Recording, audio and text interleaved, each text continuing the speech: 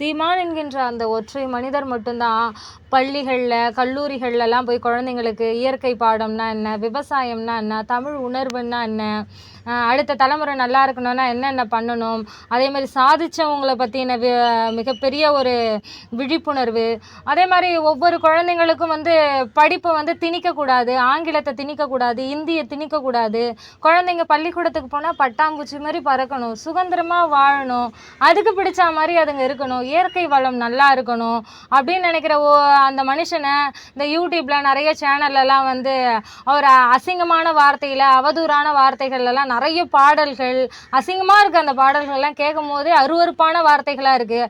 இந்த மாதிரி பாடல்கள்லாம் கேஸ் போட்டு இவங்களெல்லாம் ஜெயிலில் போடலாமே, தப்பு கிடையாது. ஆனால் சாட்டை துரைமுருகன் அவர்கள் மட்டும் பேசுனதை பெரிய விஷயமா எடுத்துக்கிறாங்க. சரி, சாட்டை துரைமுருகன் பேசுறது தவறாக கூட இருக்கலாம், மற்றவங்க சிரிக்கிற அளவுக்கு ஒரு முதலமைச்சரை சொன்னது தவறு தான். அதே மாதிரி சீமான் அவர்களை வந்து தவறான வார்த்தைகளில் உடல் உறுப்பில் இருக்கிற அந்த பார்ட்ஸை வச்சு கேவலமான ஒரு பாடல்கள் வரத்து, கேவலமான ஒரு பேச்சு வரத்து, அந்த மாதிரிலாம் நிறைய யூடியூப்பில் பேசுகிறாங்க. அவங்களெல்லாம் ஏன் கைது செய்யலை?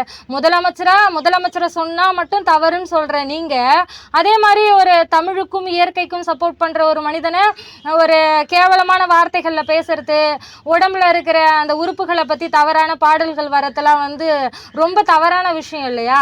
அந்த மாதிரி விஷயத்துக்கெலாம் வந்து ஏன் வந்து ரியாக்ட் பண்ண மாட்டேங்க? முதலமைச்சரை சொன்னால் மட்டும் கோவம் வருதுன்னா அப்போ இயற்கைக்கு சப்போர்ட் பண்ணுற அந்த ஆதரவு தெரிவிக்கிற அந்த மனுஷனுக்கு மட்டும் ஏன் யாரும் சப்போர்ட் பண்ண மாட்டேங்க? நான் தமிழர் கட்சியில் இருக்கவங்க வந்து ஒருத்தவங்களை அசிங்கப்படுத்தி அவங்களோட குறைகளை வந்து உணரதான் வைக்கணுமே கண்டி அவங்கள அசிங்கப்படுத்தணுன்ற நோக்கத்துக்காக நம்ம வந்து பேசக்கூடாது. 4 பேர் முன்னாடி அவங்களோட தப்பை சுட்டி காட்டுங்க. இந்த தவறுலாம் நடக்குது, இயற்கை வந்து இவ்வளோ அழியுது, ஏன் வந்து முதலமைச்சர் அவர்கள் வந்து குரல் கொடுக்க மாட்டேறீங்க, இதை கண்டுக்கவே மாட்டேறீங்க, இயற்கையை பற்றி நான் தமிழர் கட்சி மட்டும்தானே பேசுகிறோம், வேற யாருமே பேசலையேன்ற அந்த புரிதலை ஏற்படுத்தினாலே முதலமைச்சர் அவர்களுக்கு வந்து ஓரளவுக்கு புரியும். அவர் வந்து ஏற்றுக்கிற மனப்பக்குவத்துக்கு வருவார். நீங்கள் எதிர்ப்பை காட்டினீங்கன்னா உங்களுக்கு எதிர்ப்பு தான் வரும், நீங்கள் அன்பை காட்டினீங்கன்னா அன்பு வரப்போகுது. எதிரொலி மாதிரி தான் எல்லாமே. அதாவது வெறுமையாக இருக்கிற இடத்துல நீங்கள் கத்துறீங்க, அசிங்கமாக திட்டுறீங்கன்னா திருப்பி அந்த எதிரொலி தான் உங்களுக்கு வரும். அதே மாதிரி தான் நீங்கள் அன்பை காட்டினீங்கன்னா அன்பு வரப்போகுது. அதே மாதிரி தான் உணர்வு ரீதியாக வந்து ஒரு நல்ல விஷயங்களை தப்பை கூட சுட்டி காட்டுங்க, உணர்த்துங்க. அதை தாண்டி அவங்கள அசிங்கப்படுத்துறதோ அவமானப்படுத்துறதோ அந்த நோக்கத்துக்காக வந்து நம்ம ஒரு பெரிய ஒரு 1000 பேர் உட்காந்துக்கிற இடத்துல வந்து ஒரு முதலமைச்சரை திட்டந்தும் தப்பு, அதே மாதிரி சீமான் அவர்களை வந்து நிறைய பேர் அசிங்கப்படுத்தி அவமானப்படுத்தி அந்த மாதிரி பாடல்கள் வரத்தும் தப்பு. ரெண்டுமே தப்புன்றதால ஒருத்தரை மட்டும் நான் பார்க்க முடியாது. சீமான் அவர்களையும் நிறைய பேர் அசிங்கப்படுத்தியிருக்காங்க.